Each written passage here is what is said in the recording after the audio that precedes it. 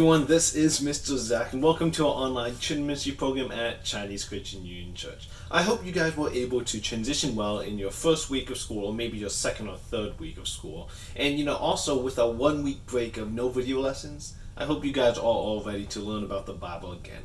And so today, as it starts a new month of September, we're going to begin a new series called Slime Time. And of course, we're going to be using some slime. Well, I'll be using some slime. But you know what's the really cool thing about the Bible? The Bible is God's word to us. But more than that, it's not boring. In fact, it's the most exciting book ever written. It's filled with adventures, battles, and all kinds of other cool things. But there are even some parts of the Bible that get kind of slimy.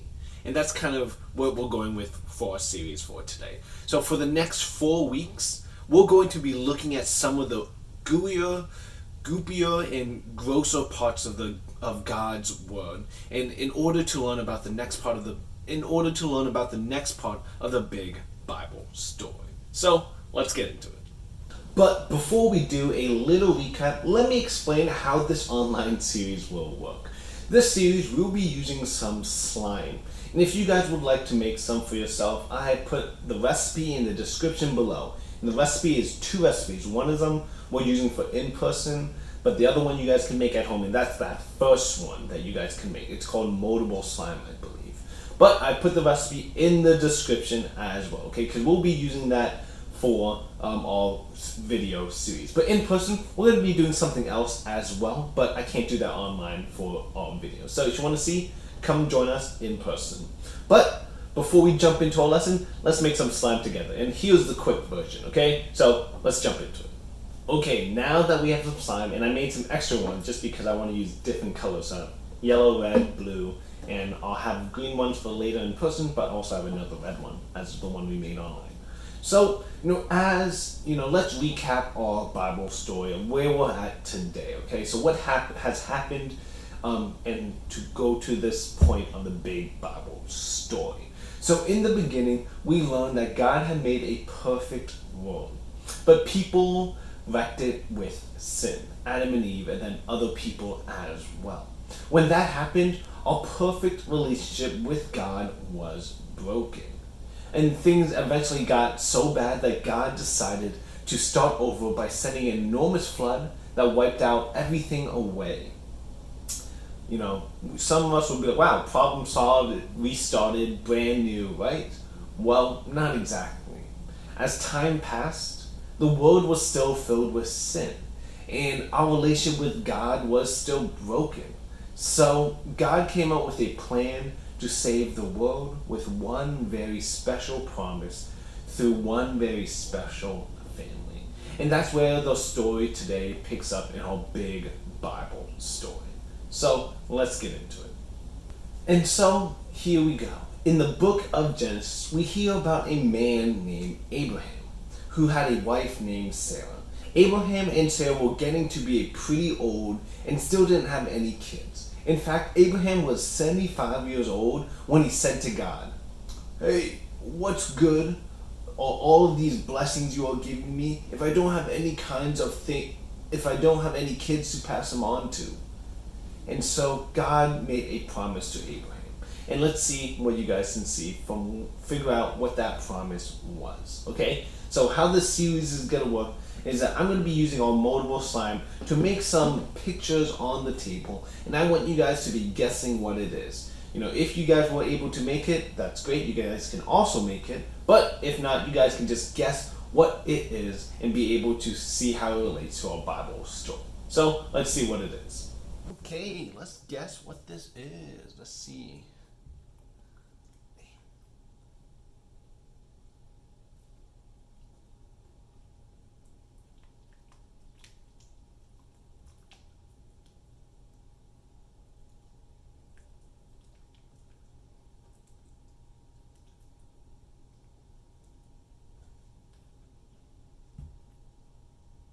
It's a picture of a star. And also, here's a Bible verse that goes with it from Genesis chapter 15, verses 4 to 6. And let me read this Bible verse for us. It says, Then the word of the Lord came to him. This man will not be your heir, but a son who is your own flesh and blood will be your heir. He took him outside and said, Look up at the sky and count the stars. If indeed you can count them, then he said to him, So shall your offsprings be. Abraham believed the Lord, and he credited it to him as righteousness. So you guys see, God promised Abraham that he would have as many family members as there are stars in the sky. That was God's way of saying, you're going to have a huge family. Abraham and Sarah waited and waited and waited for God's promise to come true. But still, they didn't have a baby, and they still didn't have kids. And remember, Abraham was really old, and so was Sarah. They started to get really impatient and even tried to take things in their own hand. So God talked to Abraham again.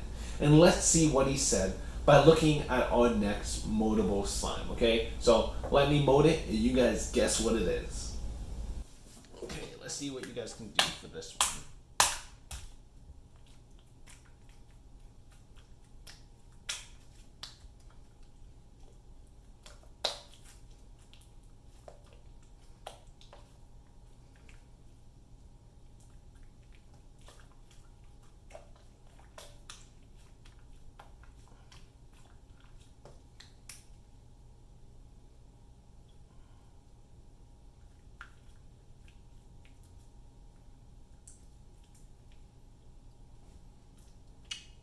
It is a picture, or the slime is trying to look like a clock. It's kind of hard to do with slime, but it's a clock. And also a Bible verse that goes with this is from Genesis chapter 17 verses 1 to 2. And let me read this. It says, When Abraham was 99 years old, the Lord appeared to him and said, I am God's Almighty. Walk before me faithfully and be blameless. Then I will make my covenant between me and you, and will greatly increase your numbers. Have you guys ever heard of a 99-year-old having a baby? Abraham said this, I'm too old. He was so old, 99. And that was way too old to have a baby. A lot of people, they stop giving birth around maybe in the 50s, in the 60s. And so 90s, that's almost impossible. But God still promised that Abraham would be a father of many nations. So Abraham kept on waiting. More time passed, and Abraham and Sarah began to wonder again if they would really have a baby. So God spoke to Abraham one more time, and this was what he said, and I'm going to mold it with our slime for you guys to guess, okay? So here is our slime moldable thing. Okay, let's see if you're able to do this one.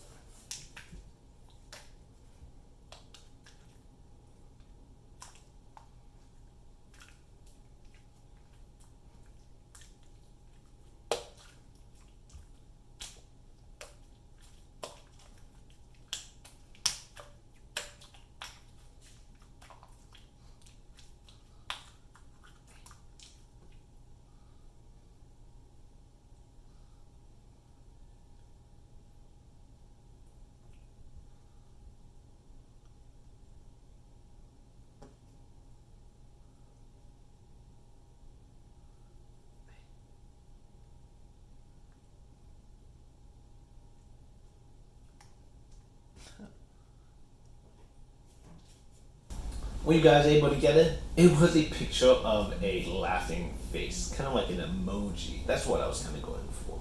But our Bible verse that goes with this is from Genesis chapter 18, verses 10 to 12. And let me read it to you guys. It says, Then one of them said, I will surely return to you about the time next year, and Sarah, your wife, will have a son. Now Sarah was listening at the entrance to the tent which was behind him. Abraham and Sarah were already very old, and Sarah was past the age of childbearing. So Sarah laughed to herself as she thought, After I am worn out and my Lord is old, will I now have this pleasure? what this passage is talking about. By this time, Sarah was so old that she laughed when God told her that she would have a baby. But God told her that nothing was too hard for him and that he never forgets his promises. And you know what? That's happened. Let's see what happened by looking at our next multiple sign structure. Okay? Here you go. Here's our last one.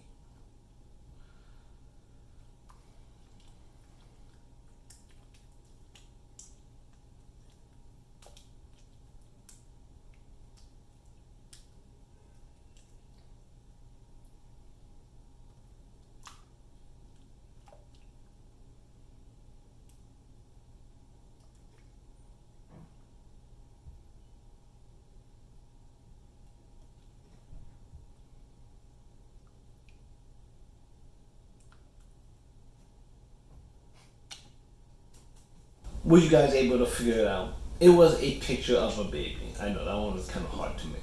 But our Bible verse that goes with this is Genesis chapter 21, verses 1 to 3. And it says this: Now the Lord was gracious to Sarah, as he said, and the Lord did for Sarah what he had promised. Sarah became pregnant and bore a son to Abraham in his old age, at the very time God had promised him.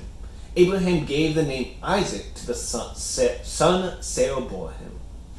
And so Sarah finally had a baby, and they named him Isaac, which actually means laughter. Sarah said, God has brought me laughter. All who hear about this will laugh with me.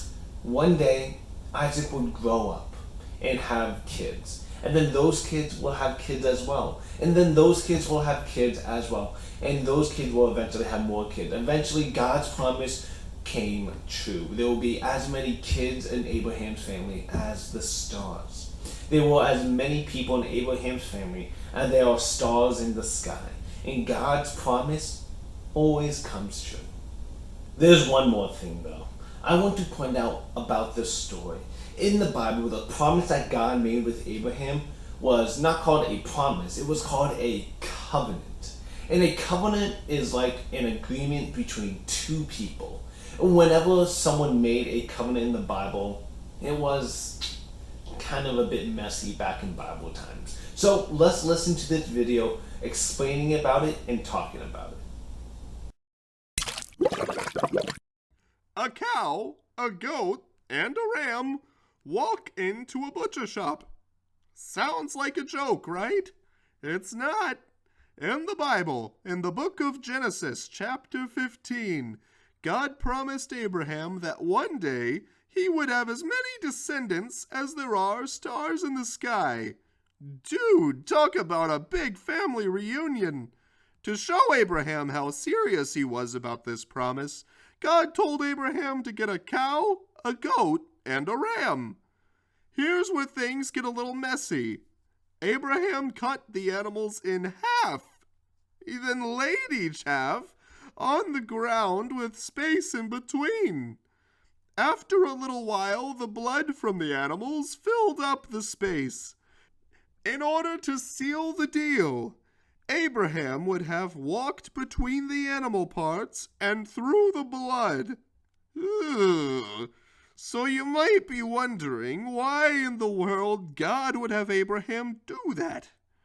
Well, in the Old Testament, this was people's way of saying, if I don't come through on my promise, may I be like those animals. You know, kick the bucket, bite the biscuit, taking a dirt nap, dead. In other words, I swear on my life that I'll do it. That's how serious God was about his promise. Nowadays, when people make promises, they just shake hands. The animals like it better that way. Okay, as gross as that is, isn't it cool how serious God is about keeping his promises? In fact, that's exactly what Psalm chapter 145 verse 13 says. And let me read it to you guys. It says, "The Lord is faithful and will keep all of his promises. He is loving towards everything he has made." Psalm chapter 145 verse 13. Do you see that? God keeps all of his promises, not just some, all of them. It might not happen today or next week or even next year, but if God says he'll do something, he will do it. He will keep his promise. And does any of you guys remember how long Abraham had to wait for God's promise to come true? Exactly. Abraham was 75 years old when God promised him a son. And again, if you remember, he didn't get a son until he was almost 100 years old. So how many years did he have to wait? He had to wait 25 years. That's older than all of you. That's a long time. God kept his promises with Abraham, and he keeps his promises with us too. We can wait patiently for God because we know he always keeps his promises to us. In fact, there's one promise that God kept that's greater than any other. Not only did God give Abraham a big family, he gave him a special family. Abraham's family would one day become known as the Israelites, and hopefully that sounds familiar. The Israelites were special because God gave us the Bible, which the Bible we use today to read Bible verses, the Bible we use on our phone. That's the Bible that God created, and that was the Bible that was from the Israelites. They were special because they showed the world the Bible.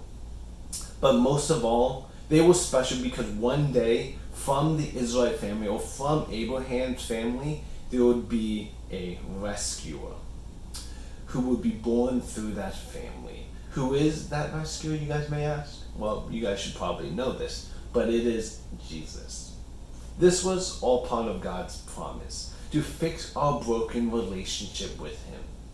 Abraham didn't know it, but God was going to use his family to save the world from sin.